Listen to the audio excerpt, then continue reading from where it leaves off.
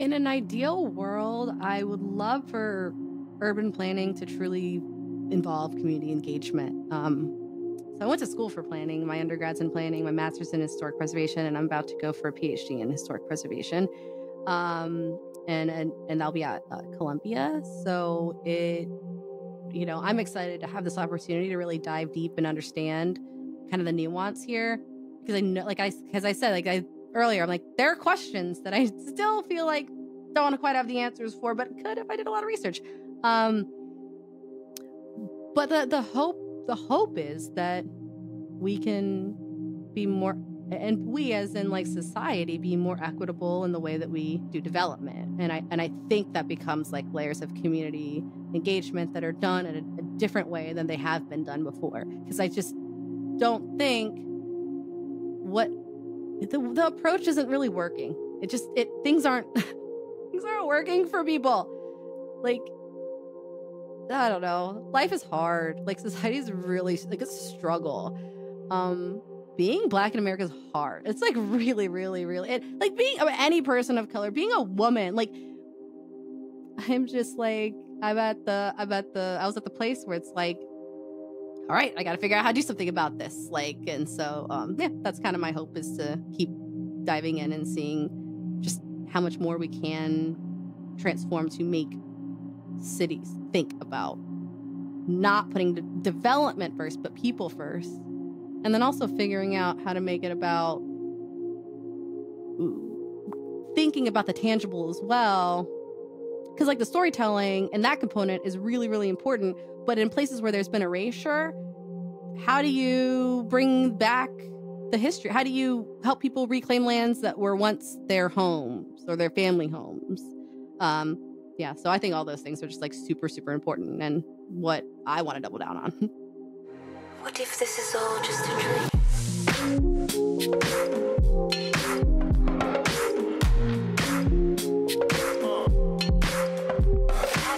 My name is Deqah Hussein-Wetzel. I am a podcaster, historic preservationist, the co-host and producer of the Urban Roots podcast, the founder and director of Urbanist Media, which is an anti-racist community preservation organization based in Cincinnati, and the recipient of the recent ArtsWave Black and Brown Artist Grant, where I produced the Urban Renewal Means Negro Removal video.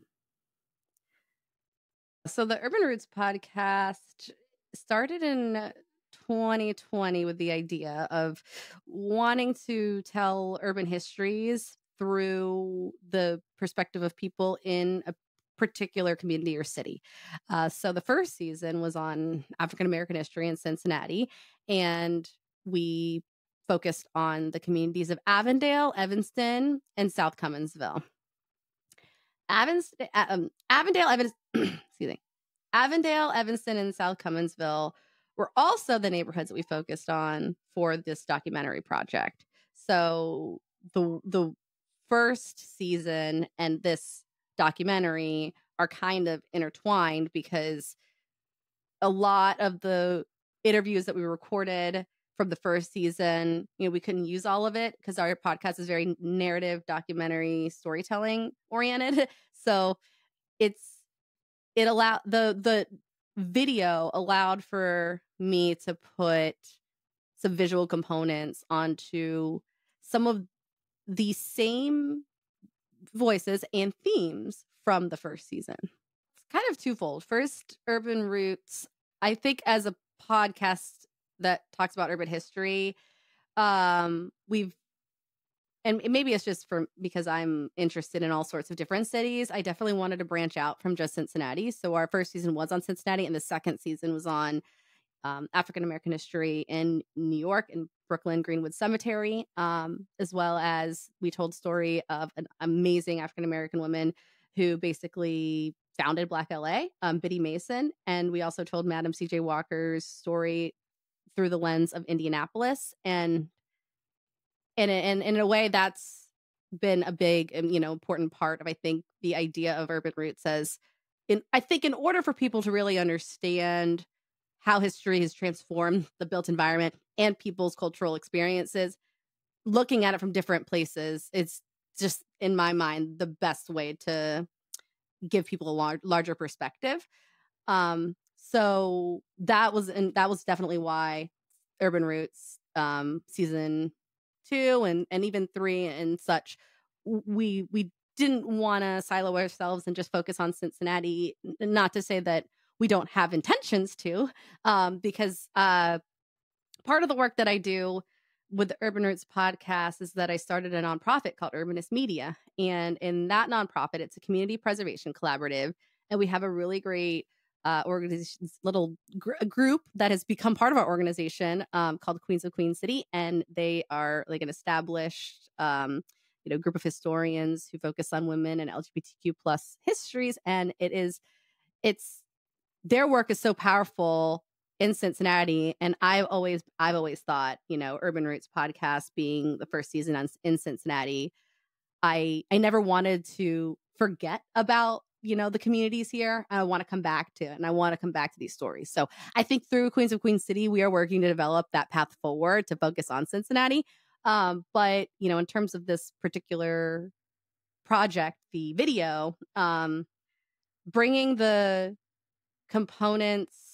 audio components from the first season and having like layering some archival photos as well as aerial photos. So I had to do like a whole bunch of research to find a lot of ODOT, so Ohio Department of Transportation, aerial photos from like the 50s and like before the highway came through. And then I also had a friend of mine who was a consultant on this project, Mark Stucker.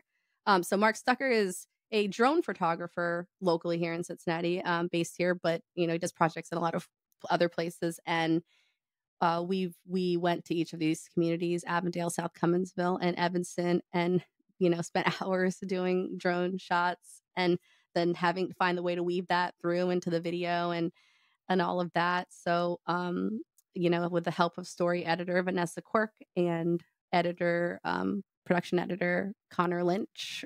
Connor is pretty integral in helping me make sure that the video is super great production quality, and me being more focused on the audio world, having his knowledge and experience with video was really helpful. And both Connor and Vanessa are actually my counterparts with the Urban Roots podcast. So I'm a co-host for the Urban Roots podcast. Vanessa also is a co-host, and then we're also the executive producers. And then Connor is our editor and producer, and he has massive experience in video work, but we put him to work mostly with audio. And yeah, so I mean, all of that kind of comes together, and we've been able to make a pretty awesome video, I think.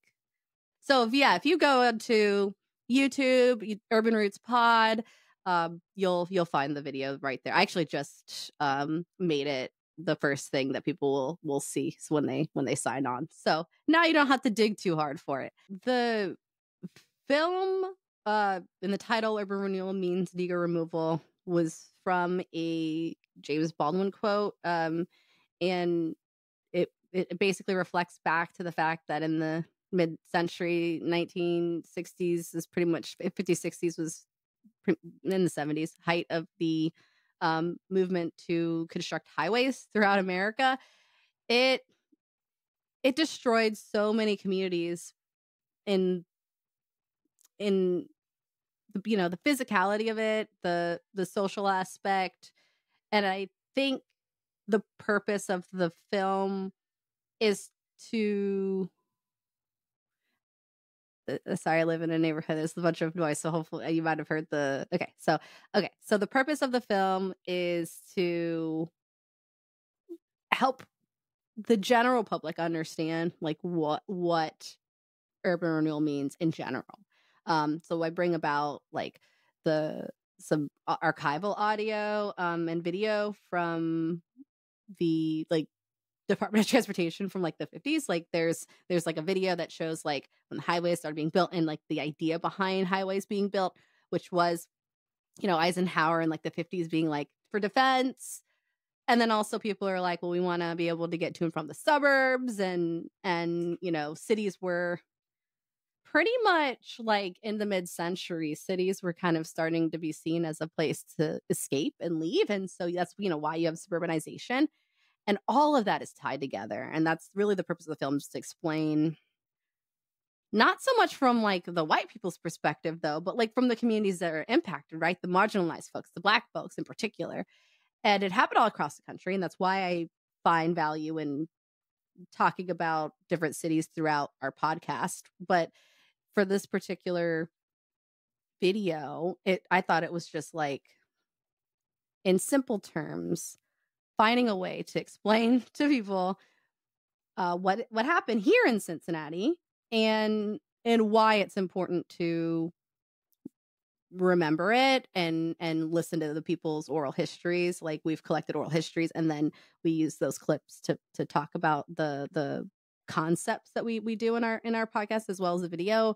So yeah, all of it to say is urban renewal was so transformative in a not so great way across the United States. And I think just having a little bit of Cincinnati focus helps at least the people locally see how the highways had impacted the marginalized communities. But specifically, like 75, I-75 is discussed a lot, right? The impact of urban renewal in the West End.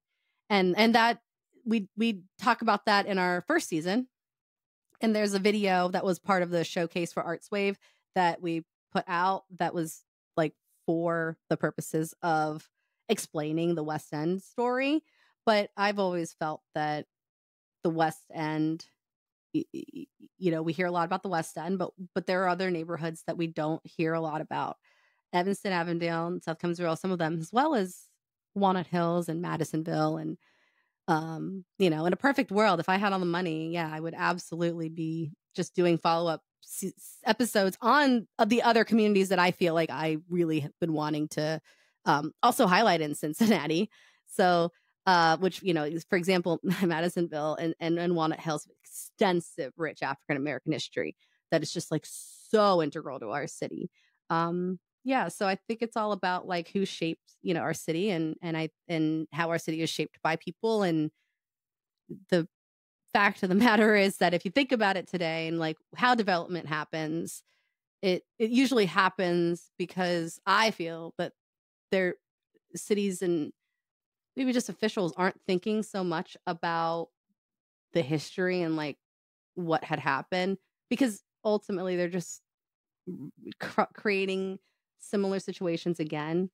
Gentrification is an example of how that happens today, where marginalized communities are just ignored and erased. And I don't know. I very much just want to try to prevent that. The purpose of everything that I do is in a way to prevent further erasure of both the culture, society, the built environment. And as a historic preservationist, we do usually focus on the built environment, but that's why I'm trying to bring the storytelling aspect into podcasting and preservation in this like very new way. That it kind of resembles, like, I think our podcast kind of resemble, the This American Life and 99% Invisible in the type of storytelling we do, but it's just so focused on urbanism and the history of people who've not been heard. In Cincinnati right now, we have a lot of controversial issues in terms of like where preservation is seen as like important or whether it should be done, in terms of it being very like specific to being like, most people see preservation as a white oriented practice.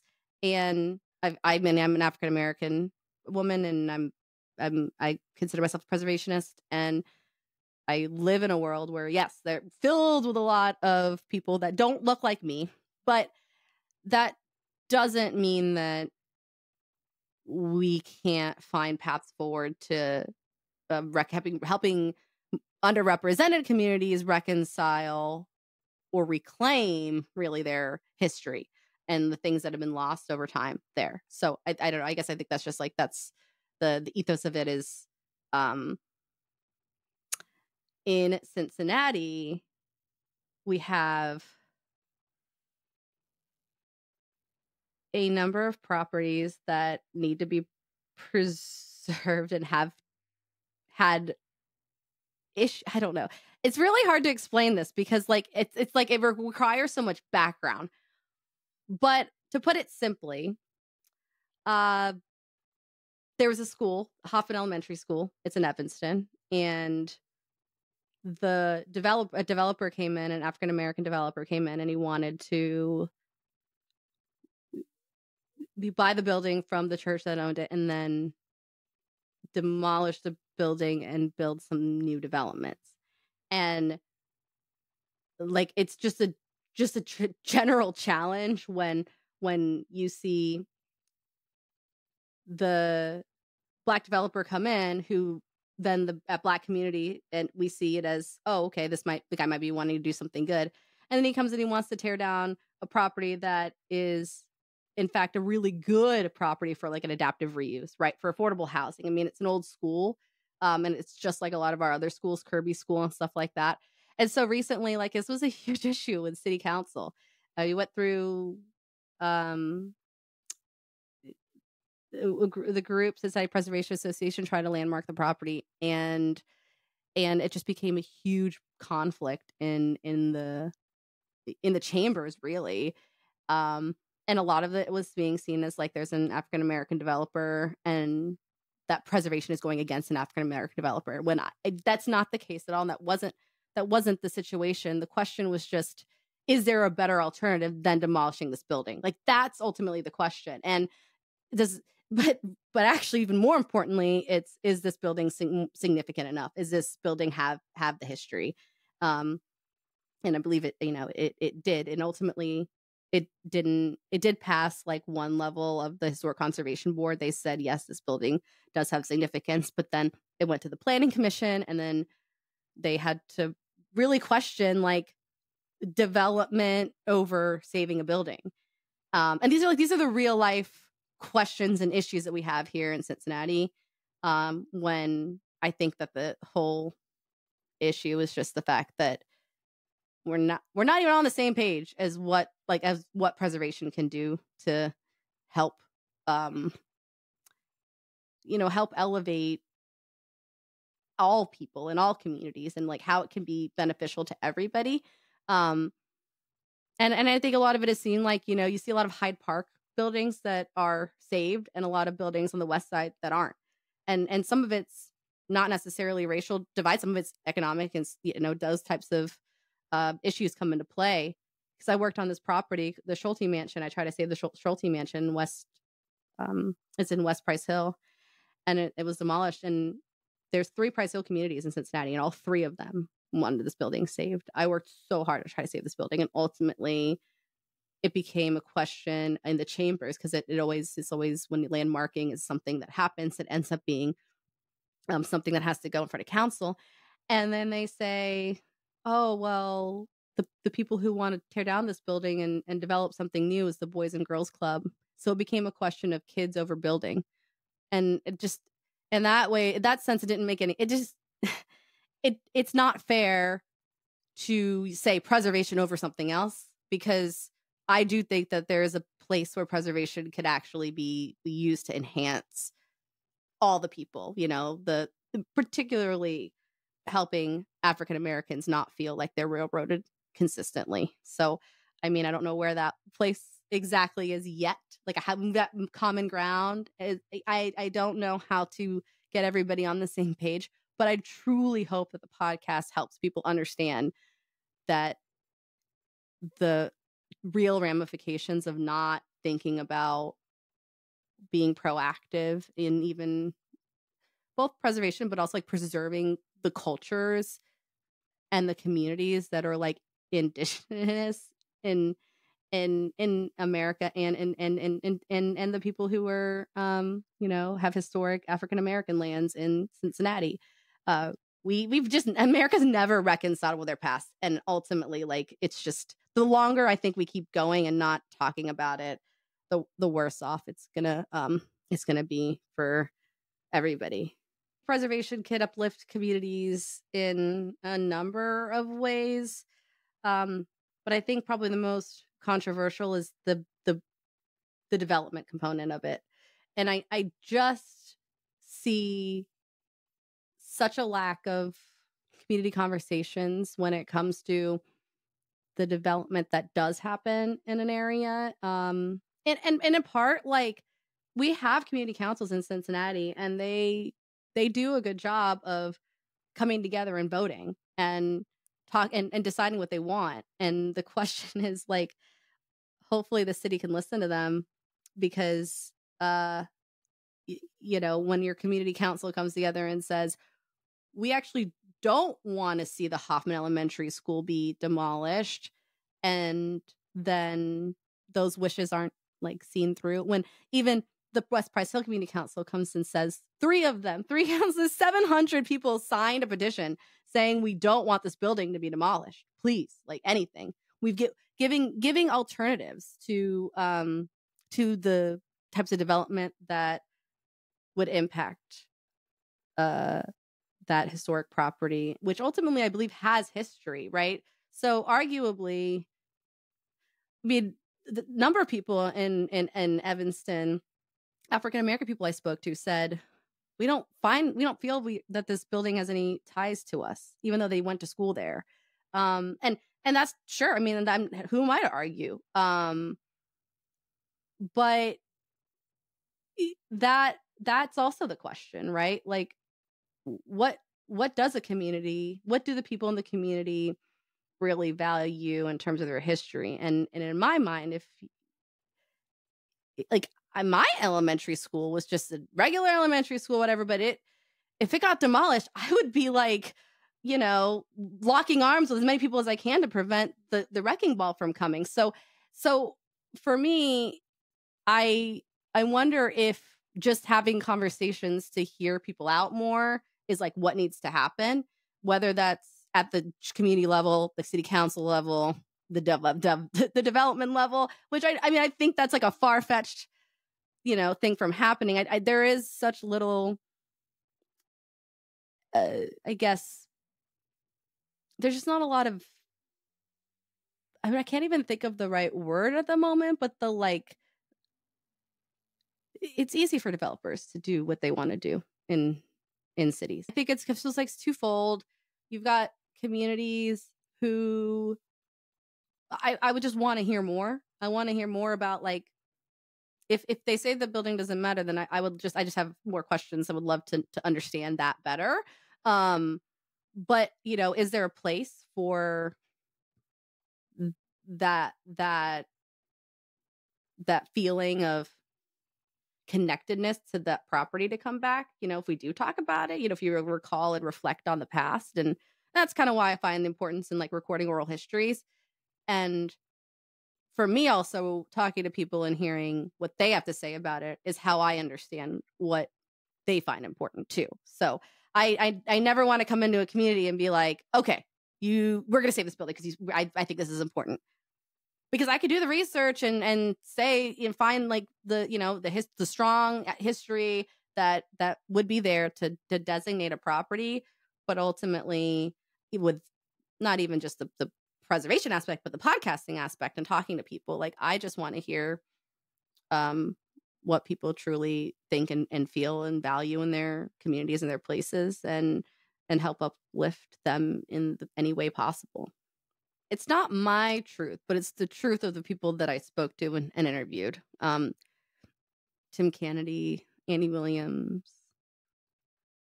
Mary Ward, Mr. Stallworth, even Vice Mayor Jan Michelle Lemon Kearney, who's lived in Avondale, like, all her life. So yeah, hearing what people have to say about the past, the stores, the businesses they remember, the parks they remember, or at least even just hearing that they felt that their community was connected, and then a highway came through and they didn't feel it was connected.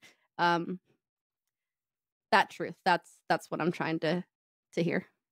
Yeah, I think having the conversations, I think all the legwork to the production helped, like, the conversations that I had with people. That's part of the healing for them, I believe. I mean, I don't know. I can't speak to them, but I would say that I hope that the final product is part of that healing. It's like repairing, like could be like repairing wounds, but it's more so like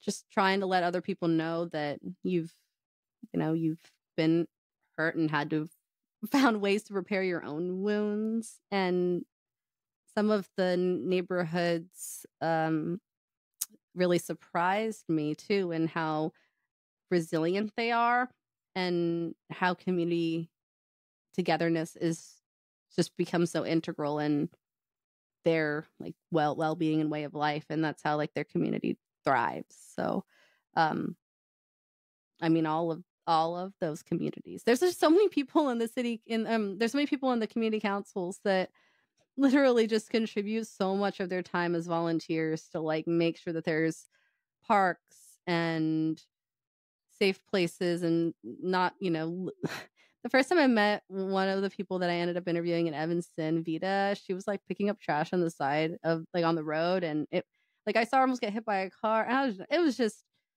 I don't know. I was just, she was like, "Well, what are you doing?" This is like we were doing some drone video, and she's like, "What are you doing?" And we connected, and then she's like, "Yeah, I'm the beautification chair." And I was like, "Oh my God, tell me more about everything you do." And we've talked, continue talking, and all the work that I do. I'm trying with Urbanist Media to a number of things that we do, but one of them is like trying to build up oral history archives in the communities that we've started doing the work in.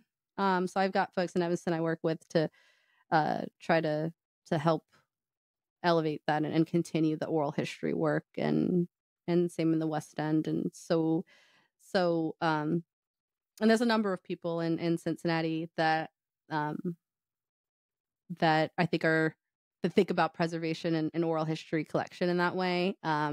A lot of the museum world and things like the libraries and stuff, but they're even with my particular project, I partnered with the library to help house as well as share the different types of resources they have. Listen to the Urban Roots podcast. Like, just listen to 5 minutes of it, and if you feel that it moves you, keep listening. But I do think that I think it's a really important resource for people in the communities that I've worked in. Those people have come to me and said, I was really moved by like the first season in Cincinnati and Avondale. People came to me saying that they've cried when they were listening to it, and they lived in that community all their life. So it's not like about the audience, the public like listening and everybody trying to hear. I'm not trying to get a whole like lot of new listeners in that capacity. I just think what the Urban Roots podcast has to offer can be really transformative if people just listened. Being an ArtsWave grant recipient is pretty unique. Like I didn't know the creatives until I got to meet them, being involved in the ArtsWave processes here. And ArtsWave does a good job of connecting us and providing us with opportunities to meet and talk. For me, that's what I think it means to be an ArtsWave grant recipient, is to be like in that connective space with other creatives that look like me. I hope that when people watch the video that they take away a sense of just knowledge and feeling like they maybe just understand what has happened to these neighborhoods a little bit better, specific to urban renewal, right? Like ultimately, if you watch the video and you don't come out of it with any understanding of urban renewal, then I probably didn't do a good job of trying to make a video about urban renewal in Cincinnati. But the idea is that it's focused on these communities, these 3 specific communities that are just examples of some other, there's the black communities in Cincinnati that have been impacted. Again, just kind of provided a snippet. And as you know, the highways literally continue through like all the way through south up north and in all which directions. But 71 and 74 were the two that we focused on. 71, it cuts through downtown, Mount Auburn's, Corryville, Avondale, Walnut Hills. It continues on and even further up north, like I mentioned, Madisonville a couple times. And just because as I've gotten the podcast out and have continued research in Cincinnati for other things with urbanist media and with other projects that I've done, I've learned that the struggles in and like I try to share with everybody, like the struggles and the way that the highway impacted people in one community can be similar to how it impacted somebody in another community, but there are going to be different voices and different maybe perspectives that are heard. So I think that's part of the uniqueness of this particular video. In an ideal world, I would love for urban planning to truly involve community engagement. So I went to school for planning. My undergrad's in planning, my master's in historic preservation, and I'm about to go for a PhD in historic preservation. And that'll be at Columbia. So I'm excited to have this opportunity to really dive deep and understand kind of the nuance here, because I know, as I said, earlier, I'm like, there are questions that I still feel like don't quite have the answers for, but could if I did a lot of research. But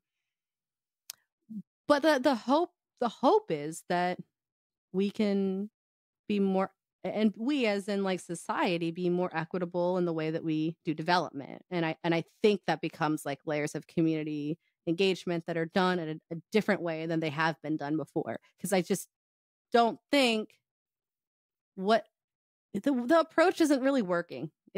Things aren't working for people. Like, I don't know. Life is hard. Like, society is really like it's a struggle. Being Black in America is hard. It's like really, really, really. Like being any person of color, being a woman. Like, I'm just like I was at the place where it's like, all right, I got to figure out how to do something about this. Like, and so yeah, that's kind of my hope, is to keep diving in and seeing just how much more we can transform to make cities think about not putting development first, but people first. And then also figuring out how to make it about thinking about the tangible as well. Because like the storytelling and that component is really, really important. But in places where there's been erasure, how do you bring back the history? How do you help people reclaim lands that were once their homes or their family homes? Yeah, so I think all those things are just like super, super important, and what I want to double down on. I would love to just like let other people know where they can like listen and find us. So obviously I've said that the video is on YouTube. So our video is on YouTube, but also our entire podcast is on YouTube as well, just because I like really want to try to make it accessible. But like if you're a traditional podcast listener and you want to go on your Apple or your Spotify, you can listen there. And we have an Instagram page at Urban Roots Culture. And it's a bit of a mix of it's urbanist media oriented, but we've got put our podcast updates and stuff like that on there. And I don't know, we did a really cool project recently, the podcast with Cincinnati Public Radio, WVXU. It was Juneteenth Cincinnati Shorts. Those are also on our YouTube. But they're also on the WVXU's website, because it was like it was a whole series. It was really, really cool. It's just like 90-second tidbits Cincinnati history. And that was a Juneteenth kind of special. But I think that's a nice little bite size. Like if people are local and they like history and they want to know more about, us in Cincinnati here and the African American history that I've been researching, you can check it out.